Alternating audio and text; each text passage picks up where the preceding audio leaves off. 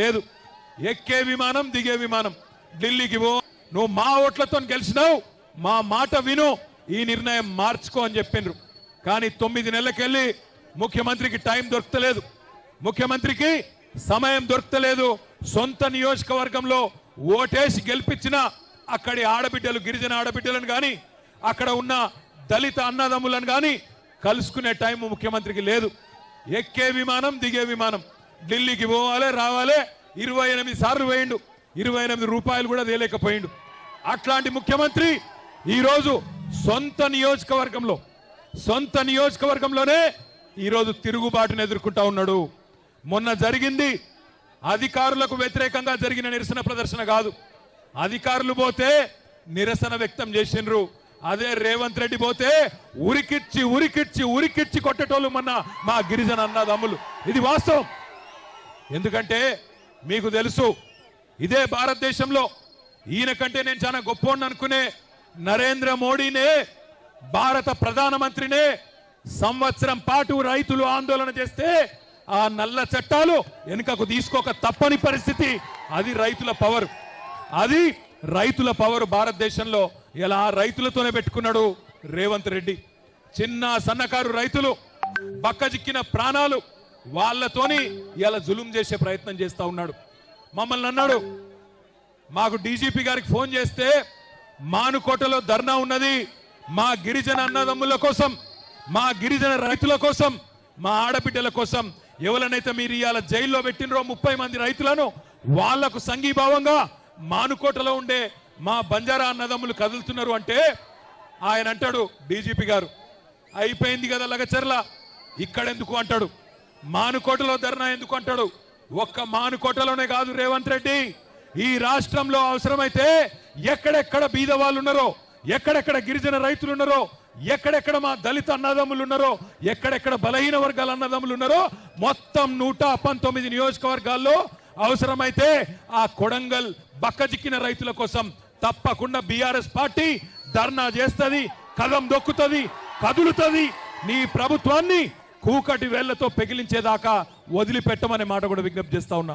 ఇంకొక మాట నేను అడుగుతా ఉన్నా, మిమ్మల్ని ఆలోచించమని కోరుతున్నా. ఎవని కోసం?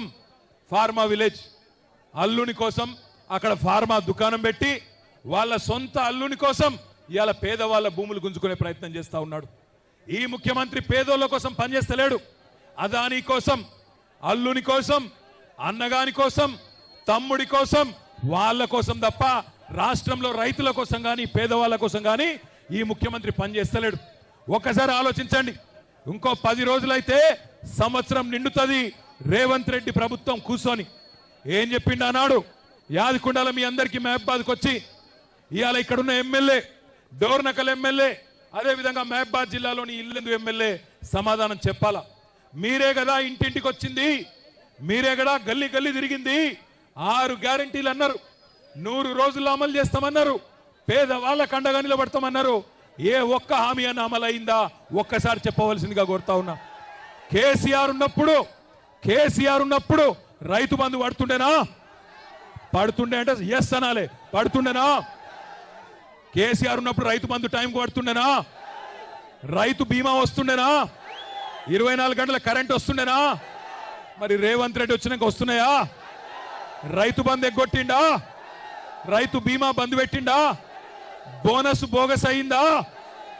ఆడబిడ్డలకు చెప్పిండు కదా నెలకు 2500 ఇస్తానని, వచ్చినాయా? మహాలక్ష్మి అన్నాడు, మహారాష్ట్రలో కూడా తన్నులు తిన్నాడు. మహారాష్ట్ర పోయిండు, అక్కడ ఆడబిడ్డలు కూడా బుద్ధి చెప్పిరు. వీడు పచ్చి లంగా తెలంగాణలో ఆడబిడ్డలను మోసం చేసిండు, మమ్మల మోసం చేసేందుకు వచ్చిండని చెప్పి మహారాష్ట్రలో ఉన్న ఆడబిడ్డలు చైతన్యం ప్రదర్శించిండ్రు, కాంగ్రెస్ పార్టీని తన్ని ఎలగొట్టిండ్రు. నేను మిమ్మల్ని కోరేది ఒకటే, మానుకోటలో ఇక్కడికి వస్తుంటే కొంతమంది ఎమ్మెల్యేలు వాళ్ళు కూడా గిరిజన బిడ్డలే. కొంతమంది ఎమ్మెల్యేలు అంటున్నారు రాళ్లతో కొడతారట, నేను వస్తే రాళ్లతో కొడతారట.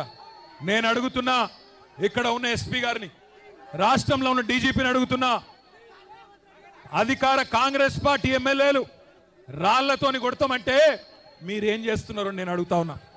కేసులు మా మీద మాత్రమే పెడతారా? కాంగ్రెస్ వాళ్ళ మీద కేసులు ఉన్నాయా? కాంగ్రెస్ ఎమ్మెల్యేలు రాళ్లతోని కొడతామంటే, కాంగ్రెస్ మాజీ ఎమ్మెల్యేలు పెట్రోల్ పోసి తగలబెడతామంటే భయపడతాం అనుకుంటున్నారా? ఇది కేసీఆర్ తయారు చేసిన బృందం, కేసీఆర్ దళం. భయపడం. రాళ్లతోని మానుకోట సాక్షిగా చెప్తున్నా, మానుకోట రాళ్ల మహత్యమేందో తెలంగాణను అడ్డుకున్న ప్రతి ఒక్కడికి తెలుసు.